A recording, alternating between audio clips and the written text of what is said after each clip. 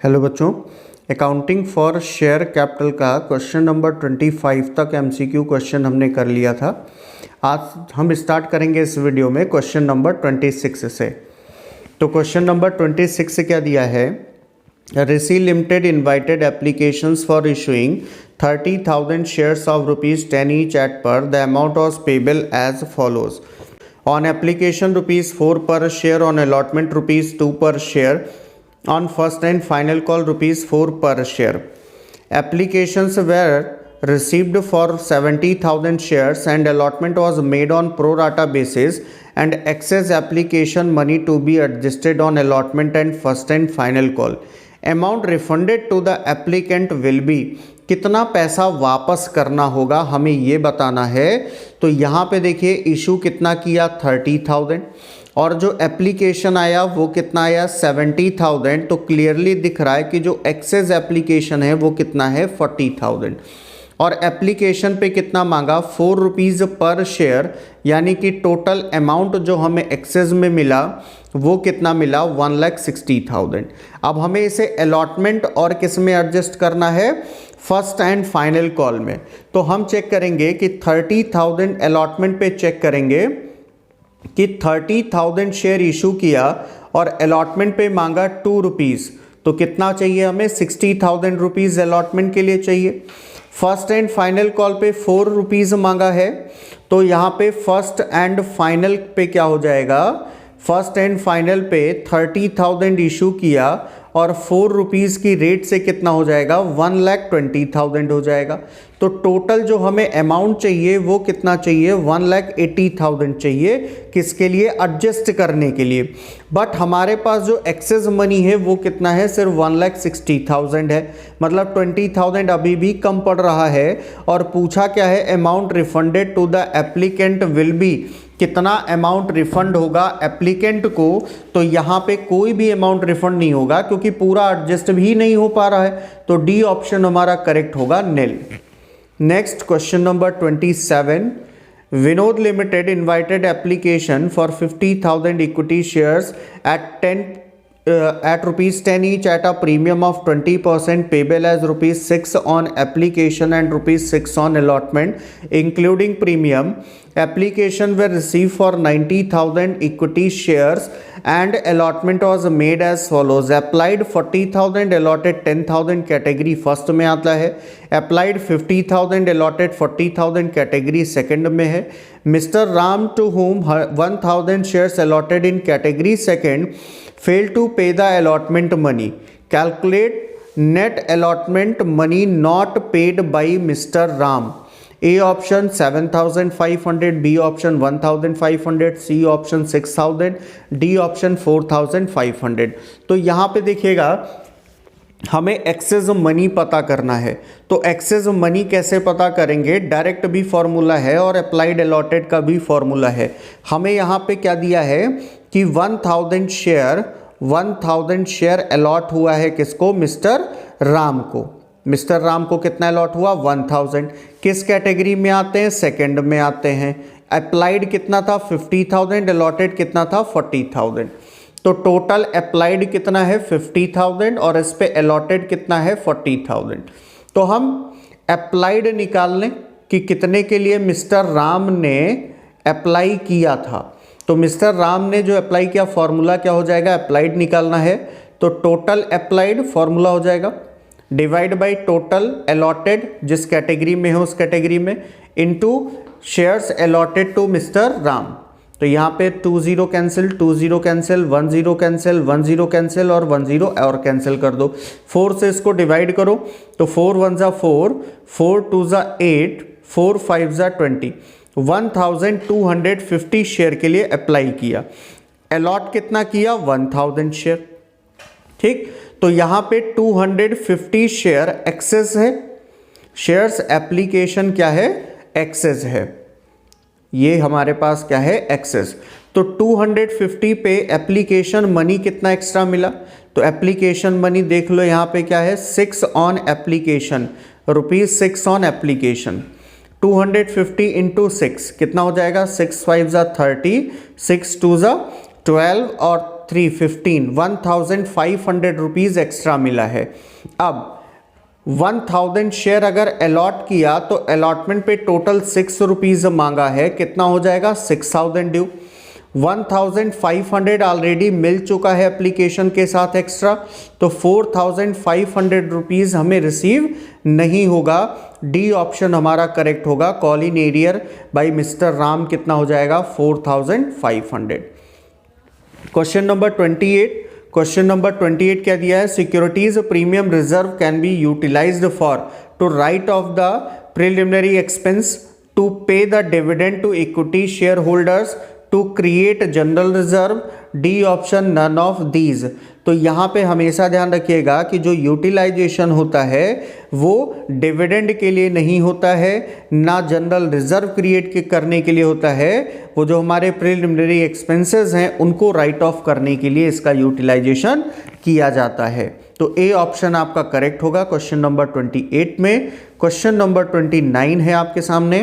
क्या है? ABC limited issued 10,000 shares at 10 each, payable as follows on application ₹2, on allotment ₹4, on first call ₹3 and balance on final call. तो balance कितना बच रहा है? 10 रुपये का था, 2 4 6 3 9, बैलेंस बच रहा है 1 रुपये। आगे क्या दिया है? All the shares way subscribed by the public and allotted by the company on time, all money due was received, but one shareholder Ram, to whom 1000 shares allotted, failed to pay the first call and his shares are forfeited immediately after first call. Share forfeiture account is to be credited with A option 2000, B option 6000, C option 9000, D option nil। तो entry आपको पता होगी कि entry क्या होती है। जब भी हम फॉरफिट करते हैं और अगर इशूड एट पर पे है तो एंट्री क्या होती है? Share capital account debit to forfeited shares account to call in arrear account, to call in arrear account. तो कॉल इन एरियर कितना हुआ? 1000 शेयर पे फर्स्ट कॉल का पैसा हमें रिसीव नहीं हुआ और फर्स्ट कॉल के बाद ही फॉरफिट किया। तो फर्स्ट कॉल कितना है? 3 रुपीज़ का, तो 1000 इंटू 3, 3000 तो हो जाएगा हमारा कॉल इन एरियर। और 1000 शेयर को फर्स्ट कॉल के बाद फॉरफिट किया तो फर्स्ट कॉल तक टोटल 9 रुपीज़ मांगा था, क्योंकि फाइनल तो 1 रुपये का था, यानी यहाँ पे कितना हो गया? 9000 कॉल किया और 3000 हमें उसमें से नहीं मिला। इसका मतलब हमें रिसीव कितना हुआ? 6000। तो 6000 यानी बी ऑप्शन हमारा करेक्ट होगा। और ऐसे भी कैलकुलेट कर सकते हो कि 1000 पे एप्लीकेशन 2 रुपीज़ मिला, तो 1000 इंटू 2 2000 हो गया। और फिर 1000 पे अलॉटमेंट का 4 रुपीज़ मिला, तो 1000 इंटू 4 कर लो, 1000 इंटू 4 तो 4000 हो गया। फर्स्ट कॉल का मिला ही नहीं, तो टोटल कितना मिला? 6000 रुपीज़ मिला। और जो पैसा मिल चुका होता है फॉरफीचर से पहले, उसी को हम फॉरफिटेड शेयर्स अकाउंट के क्रेडिट में रिकॉर्ड करते हैं। तो 6000 बी ऑप्शन आपका करेक्ट होगा। क्वेश्चन नंबर 30 आपको क्या दिया है? ABC limited issued 15,000 shares at 10 each, payable as follows on application ₹3, on allotment ₹2, on first call ₹3 and balance on final call. All shares were subscribed by the public and allotted by the company on time. All money due or received, but one shareholder received, to whom 500 shares allotted, failed to pay first call and final call. Received shares were forfeited after the final call made. While forfeiting his share capital account is to be debited with। तो अभी ये जो entry बताई थी कि share capital account क्या होता है? डेबिट होता है। इसको हम डेबिट किस अमाउंट से करते हैं? ठीक है, तो नंबर ऑफ शेयर जितने फॉरफिट करते हैं, number of shares into called up value, called up value से मल्टीप्लाई करके लिखते हैं। तो कॉल कितना किया यहाँ पे फाइनल कॉल के बाद फॉरफिट हुआ, यानी पूरा पैसा मांगा। तो डेबिट कितने से होगा? 500 शेयर इसको अलॉटेड थे और शेयर की वैल्यू कितनी है? 10 रुपीज़ है, यानी कि शेयर कैपिटल अकाउंट डेबिट कितने से होगा? 5000 रुपीज़ से। डी ऑप्शन में हमें दिख रहा है, तो ये 5000 रुपीज़ ये हमारा करेक्ट होगा, D option. Next question, question number 31।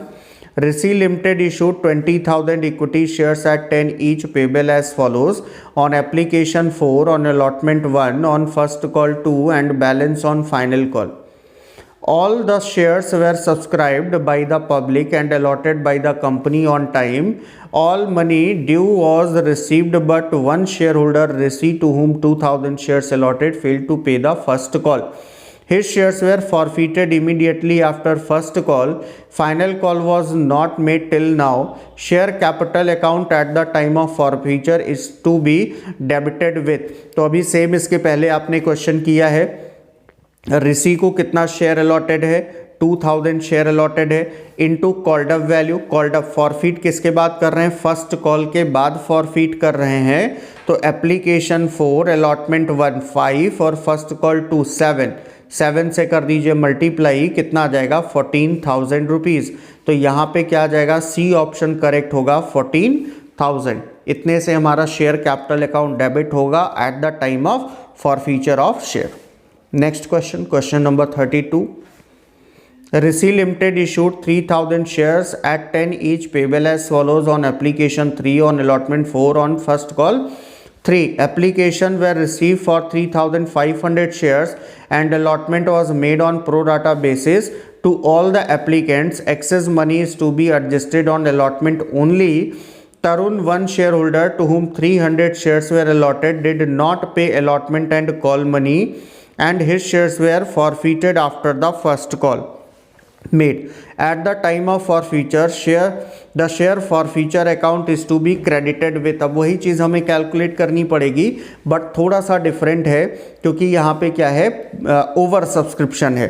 3000 issue किया, 3500 के लिए एप्लीकेशन आया, यहाँ पे तरुण को अलॉट कितना किया, 3000। सारे एप्लीकेंट को प्रो राटा बेसिस पे अलॉटमेंट किया है, तो हम फॉर्मूला यूज़ कर लेंगे। अप्लाई कितने के लिए किया था तरुण ने, वो कैलकुलेट कर ले। तो फॉर्मूला क्या है, total applied upon total allotted into allotted to Tarun, तो ये आएगा 350। तो 300 अलॉट हुआ, 350 के लिए अप्लाई किया था, तो 50 शेयर्स के लिए एक्सेस एप्लीकेशन आया, शेयर्स एक्सेस है। अब यहाँ पे 50 पे एप्लीकेशन कितना था, 3 रुपीज़, तो 150 रुपीज़ हमें क्या मिल रखा है, इससे एडवांस मिल रखा है। ठीक है, अब तरुण ने जो पैसा नहीं दिया वो किस पे नहीं दिया है, अलॉटमेंट पे और कॉल पे। तो अलॉटमेंट कितने का है, 300 इंटू अलॉटमेंट 4 का है 1200 और एडवांस को लेस कर दो 150, तो ये कितना जाएगा 1050। इसके बाद 300 पे फर्स्ट कॉल है 3 रुपीज़ का 900, टोटल कितना हो गया 1950, ये आ गया कॉल इन एरियर। अब कॉल्ड अप वैल्यू कितनी है, 300 पे मांगा कितना, 3 रुपीज़ मांगा है एप्लीकेशन, 4 रुपीज़ अलॉटमेंट 7 और 3 रुपीज़ फर्स्ट कॉल पे 10, टोटल 10 रुपीज़ मांगा है, कितना हो गया 3000। ये कॉल्ड अप वैल्यू है और ये कॉल इन एरियर है, माइनस कर दो तो ये कितना आ जाएगा 1050 आ जाएगा, यानी 1050 रुपीज़ हमें रिसीव हो चुका है और यही पैसा फॉरफीचर के टाइम पे शेयर फॉरफीचर में ट्रांसफ़र होता है। तो सी ऑप्शन हमारा करेक्ट हो जाएगा 1050। नेक्स्ट क्वेश्चन, क्वेश्चन नंबर 33 क्या है, Rishi limited issued 3000 shares at 10 each payable as follows on application 3 on allotment 4 on first call 3 application were received for 3500 shares and allotment was made on pro rata basis. Excess money is to be adjusted on allotment only.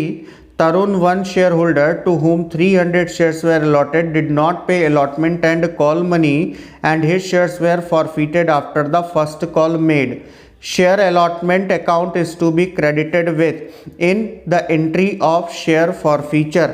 Share allotment account कितना debit होगा, ठीक है, sorry credit होगा, credited with कितना 900, 1200, 1050 या 1400, हमें ये बताना है। तो यहाँ पे कैलकुलेट कर लो कि भाई शेयर अलॉटमेंट कितने से क्रेडिट होगा इन the entry of share forfeiture, ठीक है, फॉरफीचर। तो एप्लीकेशन सेम, उसी वही क्वेश्चन सेम है, तो सेम क्वेश्चन अगर हम देखें तो यहाँ पे अलॉटमेंट पे कितना आया था 1050 आया था अभी कॉल इन एरियर ना। तो कॉल इन एरियर की एंट्री करने का दो तरीका है, एक तो अभी हमने किया था कि यहाँ पे कॉल इन एरियर लिखें और दूसरा ऑप्शन क्या होता है कि जिस पे एरियर हुआ है हम उसी को लिख दें।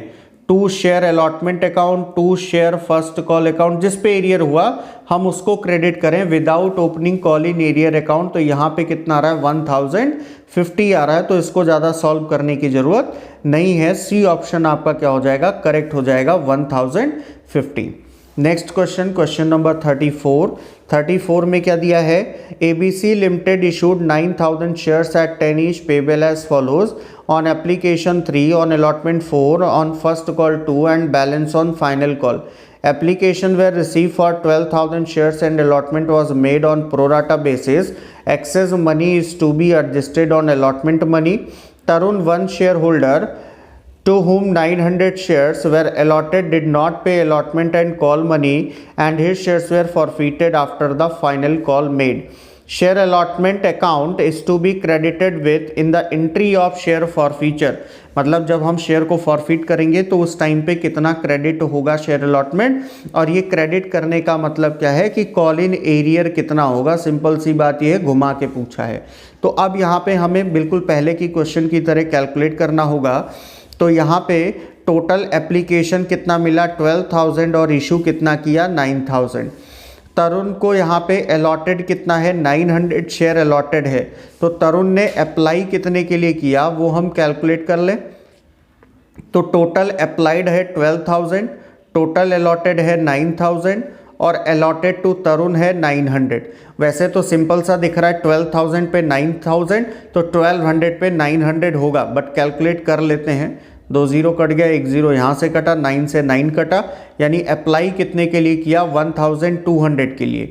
तो एक्सेस एप्लीकेशन कितना आया, एक्सेस एप्लीकेशन आया 1200 अप्लाई था, 900 अलॉटेड था, तो 300 एक्सेस एप्लीकेशन, और इस पे एप्लीकेशन मनी कितना था 3 रुपीज़ था, तो 3 से कर दो मल्टीप्लाई, कितना हो जाएगा 900 रुपीज़ एक्सेस हमें मिला है 900 रुपीज़। ठीक, अब अलॉटमेंट पे 900 पे कितना मांगा, अलॉटमेंट है 4 रुपीज़ का, तो 9 4 जा कितना हो जाएगा 36, 3600 मांगा है। कितना मांगा है 3600, और इस पे ऑलरेडी कितना मिल चुका है 900। तो 900 अगर माइनस कर दें जो एडवांस मिल चुका, क्योंकि यहाँ पे लिखा है कि अलॉटमेंट का पैसा नहीं दिया और कॉल मनी का पैसा नहीं दिया है, तो अलॉटमेंट का हमें सिर्फ कैलकुलेट करना है। तो 2700 rupees call in arrear on allotment आएगा, और यही पूछा था कि share allotment account is to be credited with in the entry of share forfeiture, यानी कॉल इन एरियर कितना होगा, सी ऑप्शन दिख रहा है 2700। ठीक है, नेक्स्ट क्वेश्चन, और इस वीडियो का लास्ट क्वेश्चन। आज इस वीडियो में सिर्फ 10 ही क्वेश्चन करेंगे। ठीक है, 500 shares of 10 each were forfeited for non-payment of ₹2 per share on first call and ₹2 per share on final call. Share forfeiture account will be credited with at the time of forfeiture. यहाँ पे लिखा है कि 500 share है, कितना 500 share है, 10 रुपये का एक है, फॉरफिटेड फॉर नॉन पेमेंट 2 रुपये किस पे, फर्स्ट कॉल पे, और 2 रुपये फाइनल कॉल पे। यानी कि अगर हम कॉल इन एरियर देखें तो 500 शेयर पे 2 फर्स्ट कॉल 2 फाइनल कॉल, 4 रुपये की रेट से कितना 2000 का कॉल इन एरियर हुआ। 500 शेयर है और 10 रुपये टोटल मांगा, तो 5000 रुपये टोटल कॉल्ड अप वैल्यू हुआ, क्योंकि फाइनल कॉल तक तो हो चुका है, जिसमें से 2000 कॉल इन एरियर हो गया, तो रिसीव कितना हुआ 3000 रुपये। इसका मतलब हमें फॉरफीचर से पहले मिल चुका है, तो ऑप्शन हमारा ए यहाँ पे करेक्ट होगा। 3000 रुपीज़ से फॉरफीचर अकाउंट क्या होगा, क्रेडिट होगा। ठीक है, तो ये हमारा आज का क्वेश्चन था, बाकी क्वेश्चन हम अगली वीडियो में करेंगे। Thank you.